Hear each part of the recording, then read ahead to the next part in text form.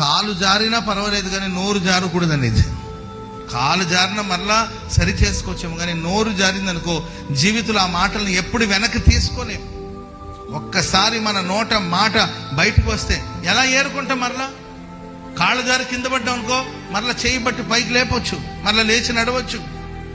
కానీ నోరు జారిపోయింది అనుకోండి, ఆ మాటలు మరలా వెనక్కి తీసుకోలేము. అందుకొరకే ఎవరినైనా నిందించేటప్పుడు, ఎవరి మీద నింద వేసేటప్పుడు 100కు 1000 సార్లు ఆలోచించాలి.